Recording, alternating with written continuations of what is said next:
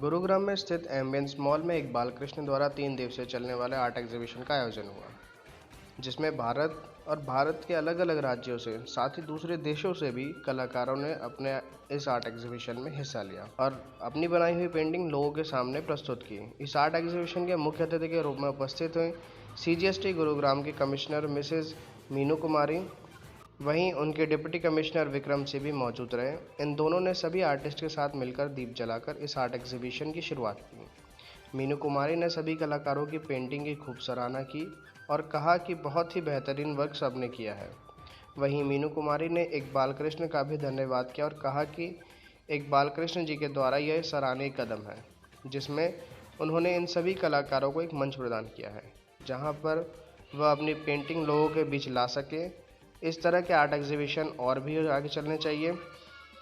वहीं इस art exhibition में गेस्ट ऑफ ऑनर की भूमिका में उपस्थित हुए विक्रम सिंह, नेहा बिष्ट, श्वेता धाम, अपर्णा लक्ष्मी, हेमराज और राजेश भदौरिया, इन सभी ने इस आर्ट एग्जीबिशन को सफल बनाने में अपनी अहम भूमिका निभाई है। आइए देखते हैं आए हुए गेस्ट ऑफ ऑनर्स ने क्या कहा एक बालकृष्ण के इस एग्जीबिशन के लिए, उन्हीं की जुबानी।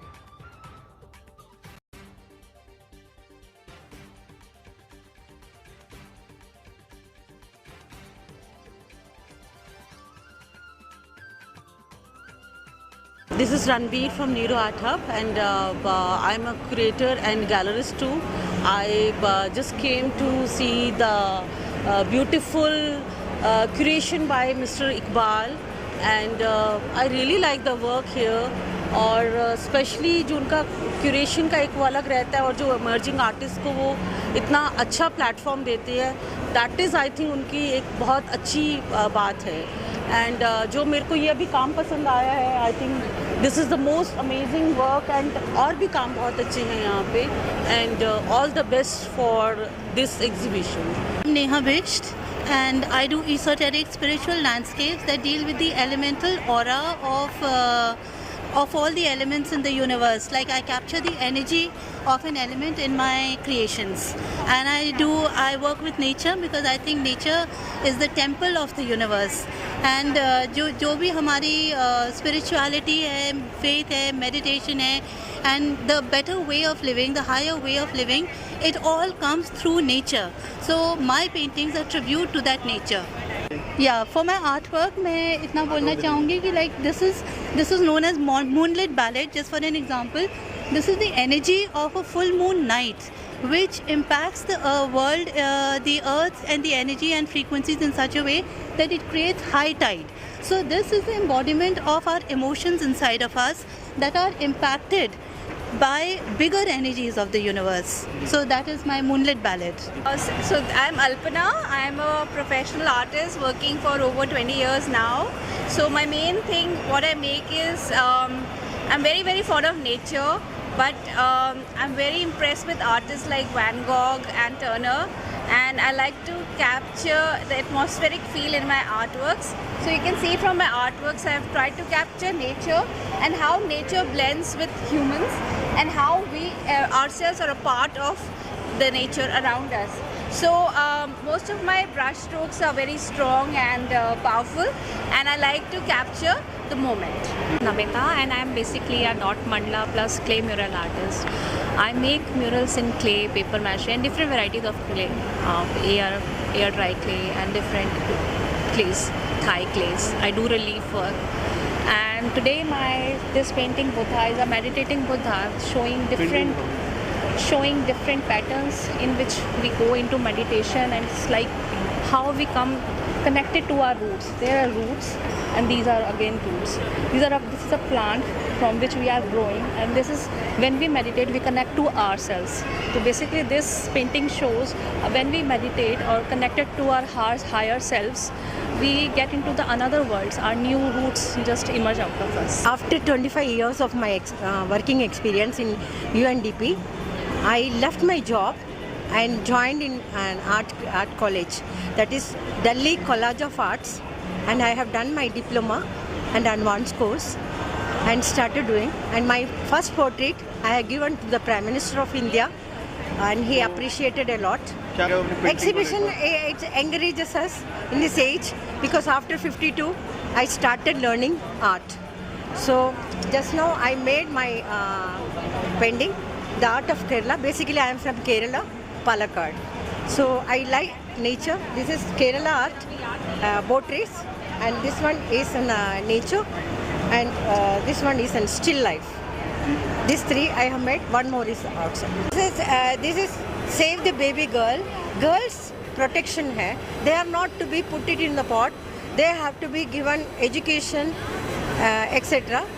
वो पॉट उठा के ले जाने वाले नहीं है, उनको प्रोटेक्शन देना है और उनको पढ़ाना है, लिखाना है. They have to come into the equality. Or so we are one of the presenters here, one of the associate presenters with this exhibition. Or we are basically into nurturing emotional intelligence and emotional wellness in children and adults, and it's a non-profit organization, and I really hope that going forward we all talk about emotional wellness very nicely and very happily. Actually, this is one of the very important development factor in every human being. So I think we all should keep that in mind, and Sargam Zindagi Ki is one of the co-presenters out here. क्या कुछ कहना चाहेंगे आज की art exhibition के बारे में? Art exhibition के बारे में, I mean, I love the way I love the way all these emotions are presented by all the artists on the canvas, and I think ऐसी exhibitions representing all the emotions of a painter, an artist, आगे भी ऐसी exhibitions और लगनी चाहिए. And we are also looking forward to work with Iqbal sir on some other exhibitions towards I think November-December. मेरे लिए बहुत बड़ी बात है कि मैं इकबाल कृष्णा जी के साथ में फर्स्ट टाइम मैं शो कर रहा हूँ, और अंदर से एक रोमांच है जो मैं शब्दों में उसको बोलना नहीं चाहता. और जो मेरी पेंटिंग है वो एक जोगन है, रति को मैंने प्रेजेंट किया है कि जब कामदेव शंकर द्वारा भस्म किए जाते हैं तो रति का पीछे से उनके बाद रति का जो हालात होते हैं उसमें उस वियोग में वो अपने आप को एक जोगन की तरह प्रस्तुत करती है, और विष्णु जी की पूजा करके तपस्या करके फिर दोबारा कामदेव को अपनाती है. लाइक विष्णु जी का जो पुत्र हुआ प्रद्युम्न, वो कामदेव जी ने ही वहाँ पे जन्म लिया था. तो तब तक उन्होंने जो वियोग सहा और इंतज़ार किया उनके लिए, उस सीन को मैंने प्रेजेंट किया. कोरोना काल के बाद आपने एक बार फिर से आर्ट एग्जीबिशन को प्रमोट किया है मॉल के अंदर, क्या कुछ कहना चाहिए?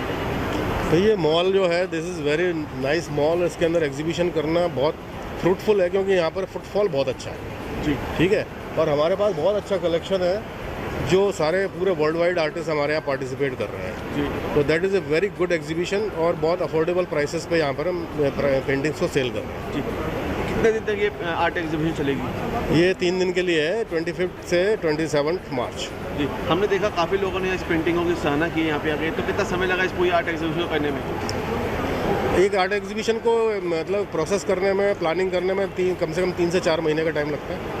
क्या कुछ कहना चाहेंगे सभी आर्टिस्टों के लिए जिनकी पेंटिंग यहाँ मौजूद है आज? आर्टिस्ट बहुत अच्छा काम कर रहे हैं और उनको बहुत अच्छे गाइडेंस की ज़रूरत है और बहुत आगे बढ़ेंगे वो. Congratulation all the artist ji. Sir, एक बार कोरोना काल के बाद पहले भी हमने कई पेंटिंग आर्ट एग्जीबिशन लगाई है, एक बार फिर से दोबारा चालू हो चुका है, तो क्या समय समय पर देखने मिलेगी ऐसी आर्ट एग्जीबिशन हो रही है? बिल्कुल, हम कंटिन्यूस लगाते रहेंगे. हम तो फिजिकल एग्जीबिशन ही करते हैं, ऑफलाइन या वो ऑनलाइन एग्जीबिशन तो हम करते ही नहीं है, उसमें इंटरेस्ट नहीं होता क्योंकि लोग आते नहीं, देखते नहीं, फील नहीं करते एग्जीबिशन को, पेंटिंग्स को. जी. मैम, क्या कुछ कहना चाहेंगे आप आज की आर्ट एग्जीबिशन को लेकर? आज की आर्ट एग्जीबिशन बहुत ही अच्छी है क्योंकि इसमें वैरायटी है, आपको हर तरीके का काम मिलेगा. लैंडस्केप्स हैं, रियलिज्म है, स्केचेस है.